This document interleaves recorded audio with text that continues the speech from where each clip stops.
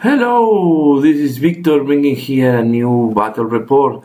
This time is Age of Sigmar 2nd edition battle report where I play my Stormcast Eternals against Legions of Nagash. This is the first game of a small tournament in the local store, Games Workshop store, and we are going to play on tables that are 4 by 4 feet, so it's going to be smaller tables. So we are going to, the game is at 1,500 points, and we are going to play battle strategies with a very standard deployment, half table for each player, and you have to deploy more than 12 from the enemy zone. So you deploy at 12 of your zone, basically. So and we are going to use the battle strategies that are at the end of the book. So the army of Legions of Nagash. He has 2 necromancers. He has the spirit of torment, the guardian of souls, a unit of 30 chain wrath, 2 units of 5 direwolf, 1 unit of 40 skeletons, and 1 unit of 2 morghast. My army has Lord Celestan on Dvakoth, and then I have a Lord Arcanum on Griff Charger. This is the new miniature. A Lord Castellan and Knight Heraldor, 2 units of 5 Liberators, 2 units of 5 Judicators, Retributors, and this time I want to test the Endless Spell Everblaze Comet, the one that is from the Stormcast Eternals. We start with the deployment. So, and what I did is I deployed on the ground the Liberators and all the characters except the Heraldor, keeping the Heraldor, the Retributors, and the Judicators on the skies. The rule we have here, we are playing in, I think it's Uglu, and the range of all our weapons, the maximum range you have in that mission is 18 inches. So my opponent, from right to left, he deployed a big blob of skeletons on his left flank, on my right flank. Next to it there is a morghast. The 2 necromancers are in the middle, and then all the ethereal guys are on the other flank. So he has no shooting. I will try to will try to do as much as I can in the shooting, in the first turn, the shooting, and then see how it goes. Okay, we have another close-up of the deployment. The objectives are 3 in each side. So my 2 objectives are on the flanks, and the enemy objective in the middle. And he has also his two objectives in his flanks and my objective in the middle. So in these missions you have to deploy 2 of your objectives in your zone and 1 on the enemy zone, and the enemy have to do the same. So we start turn 1. I start deploying second, but he gave me the first turn. So I decide to play very aggressively from turn 1, putting the Judicators at 18 inches and try to kill the morghast from the beginning. I also want to use the runes to have this +1 save, the runes that are at the bottom of the picture, and try to see if I can stop the skeletons with my Retributors and try to protect. The Liberators and all my characters are just backing up to protect, and I also put the Heraldor in range to be able to blow on the runes and generate some additional mortal wounds. On the hero phase I try to use the comet, but I fail. And this is the deployment. So we did the shooting, and then between the shooting and the mortal wounds I kill some skeletons, and I kill 1 morghast, leaving 1 morghast with 1 wound. A close-up of the situation before they move. So I'm going to be, my Retributors are going to be the range of assault, and let's see what the Judicators will do. I think they can resist the direwolves. So but I have to play quite aggressively with the Judicators, because of the shorter range. So this is why I put the Judicators in reserve. So in his turn, he advanced as was expected. The Direwolf moved to the face of my Judicator, ready to charge. On the other flank, the how it's called is the Terial guys, just the chain wraps just move and run on the other flank, and the skeletons move as much as they can to be able to charge on my Retributors as soon as possible. So here is on this flank.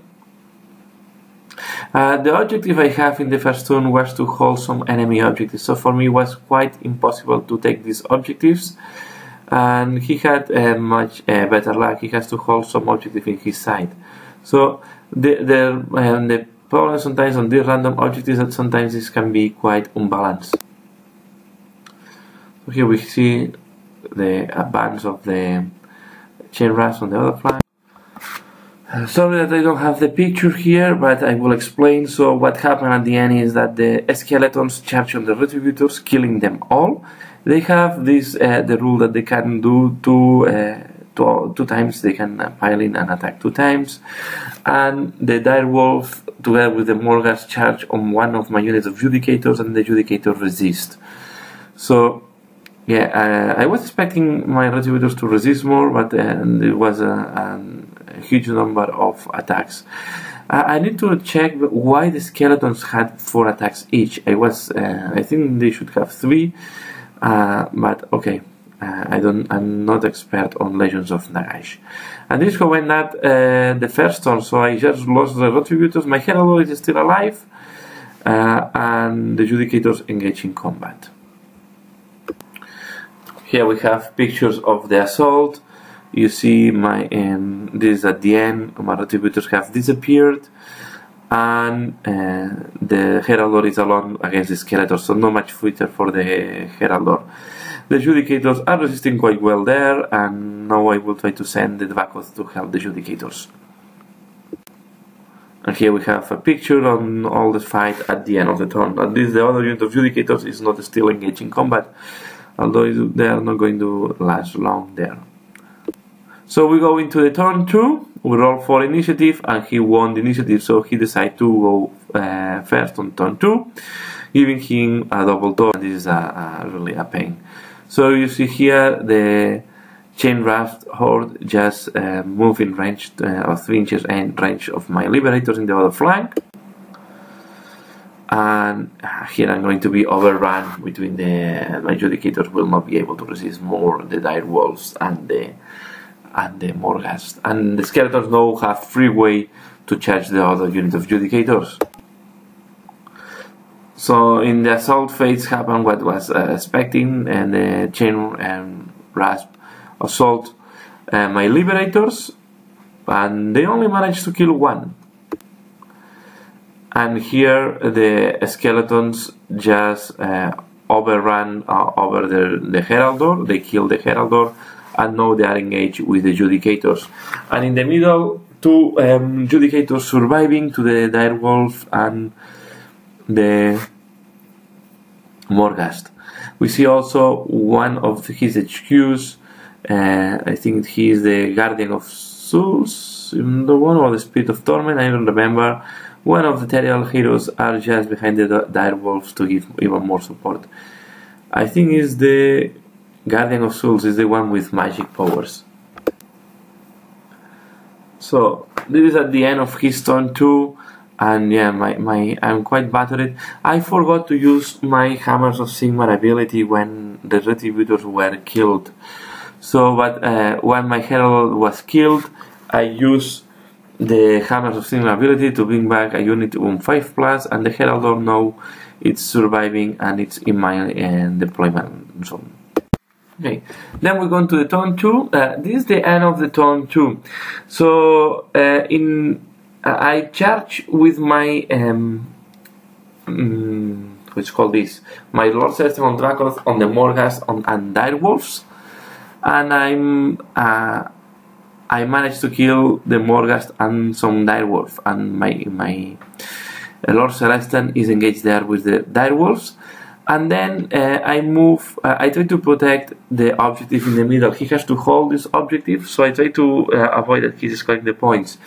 In the combat phase, he killed the unit of liberators that were engaged with the chain rasps, and this is why you see again the unit of liberators here. So I managed to bring them back with the 5+. So they were killed, and now they are redeployed here next to the objective. So this is looking quite grim. All the Judicators were all killed by the skeletons. I'm just putting now the Liberators trying to protect the objectives. He has to hold, he has now to take my 2 objectives. And I have to still, all the objectives I have to pick up are in his deployment zone. So I don't score any point for my own objective. So I have to score points to take objective in his deployment zone. So I will try with the Lord Celestin to hold as much as I can, and then I put the 2 other heroes there, the Lord Castellan and the Lord Arcanum, try to protect the objective. I don't know if they will be able to survive the chain rasp. I hope here it's all depending if I can have the initiative or not, but it's not looking very well. I lost the 2 units of Judicators and Retributors, and I only managed to kill the Morgas unit from my opponent. Here we have another picture, and this is at the end of the turn 2, so before we roll for initiative for the turn 3. We have here another overview. With that we go to the turn 3, and my opponent had the initiative again, and this is the end. So here we have we start the turn 3, all these red guys will charge into my lines, they will surround, they will be surrounding my 2 heroes. Okay, and then the skeletons are charging from the other side on the liberators. So here we see before they do the charges. Okay, here we see the skeletons charging on my lines. The direwolf cannot because they are engaged with the what's called this, with the Lord Celestin on the back. And on top he's protecting, yeah, I forgot to say, I put before the Comet of Everblaze, but it comes too late. It dropped in the, yeah, I dropped him in my opponent's deployment zone. It's doing some wounds to my opponent necromancers, but then, they are resisting. So my objective was try to kill the opponent character. And here we see they just surround my 2 heroes, so the Lord Castellan and the Lord Arcanum are surrounded of this chain rasp. And then I have the liberators there, they are also engaged, and with the piling movements and so on, and they arrive to this position. So they killed the Lord Arcanum, they do some wounds, but the Lord Castellan is surviving, and the Judicators, the Liberators are resisting quite well, but I did very little damage to him, to be fair. Okay, the Liberators are there trying to resist the skeletons. So far they are resisting, thanks that not all the skeletons were able to reach the Liberators, but yeah, I'm looking quite in bad situation here.